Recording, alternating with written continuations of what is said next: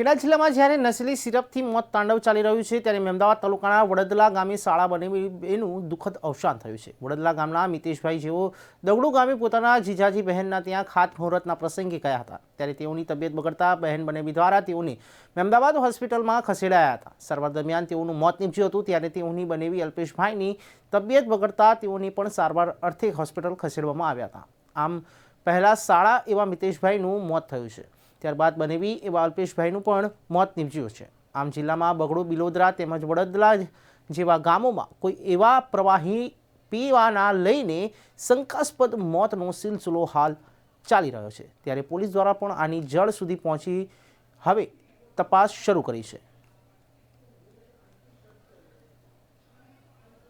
હાલ આપણે મહેમદાવાદ સ્થિત મહેમદાવાદ તાલુકાના વડદલા ગામે છે।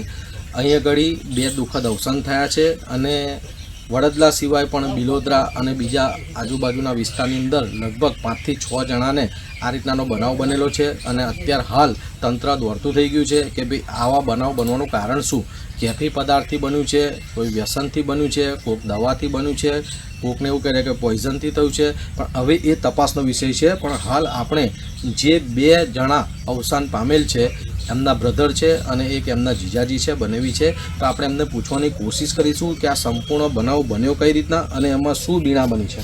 શું નામ છે, શું પરિચય છે તમારું? મારું નામ ચૌહાણ કૌશિકભાઈ છે અને જે મિતેશભાઈ હતા એ મારા નાના ભાઈ છે અને જે અલ્પેશભાઈ હતા એ મારા બનેવી છે, મારા જીજાજી। ક્યારે આ બનાવ બન્યો?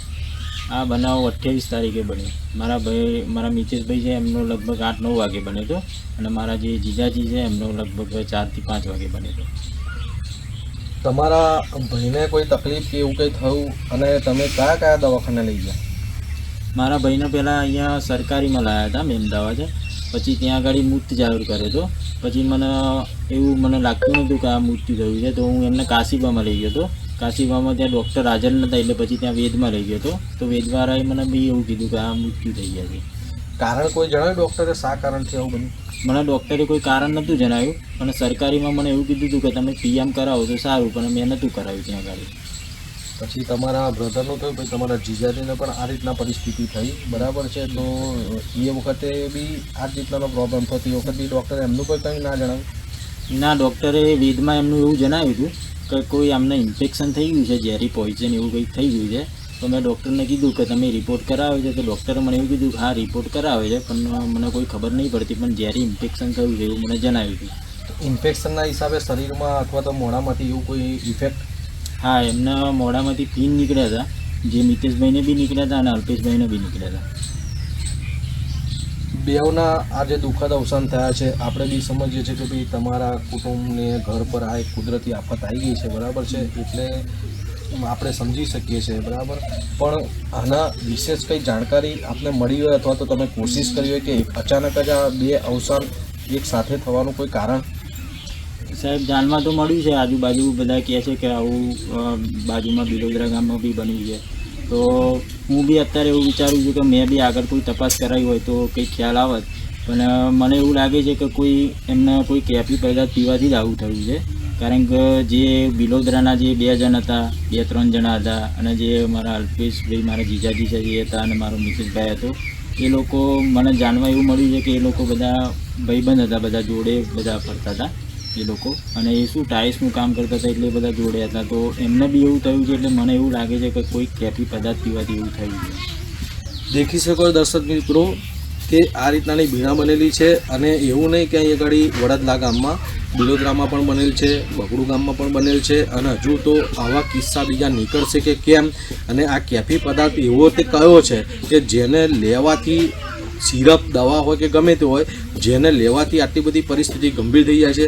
ખરેખર આ એક ચિંતાજનક વિષય છે। આના ઉપર જે લાગતા વળગતા તંત્ર દ્વારા આની યોગ્ય તપાસ કરવી જોઈએ, ચકાસણી કરવી જોઈએ અને આની અંદર જે લોકો સંડોવાયેલા હોય તેને ખરેખર સજા કરવી જોઈએ, કાયદાકીય સખ્તીય પગલાં ભરવા જોઈએ, કારણ કે બીજા કોઈનો જીવ ના જાય। કારણ કે આજે ઘરનો મોભી હોય, બરાબર, આજે ઘરનું કોઈ સૌ કોઈ રક્ષણ કરતા હોય કે ઘરનું સૌ કોઈ ચલાવનાર હોય, એટલે એક પત્ની પતિ વગરની થઈ જાય છે, એક બાળક પિતા વગરનું થઈ જાય છે અને એક ઘરનો મોભ ગણીએ બરાબર એ જતો રહે તો શું પરિસ્થિતિ થાય એ અમે જોઈ શકીએ છીએ. એટલે અગત્યની વસ્તુ એ છે કે નો ડાઉટ પોલીસથી માંડીને દરેક તંત્ર હાલ એની પાછળ પડ્યું જ છે અને તપાસ પણ ચાલુ જ છે. આને જડ સુધીને પહોંચવાની પૂરી કોશિશ કરી રહ્યા છે. મેમદાવાદ પોલીસ સ્ટેશનના પીઆઈસી આરણ ખાન સાહેબ દ્વારા પણ ગઈકાલે રાત્રે પૂરી રાત અહીંયા આગળ તપાસ કરવામાં આવી છે. એટલે હવે જોવાનું એ રહ્યું કે આની યોગ્ય તપાસ બાદ આની ઊંડાઈમાં જઈને સત્ય શું બહાર આવે છે એ જોવાનું રહ્યું.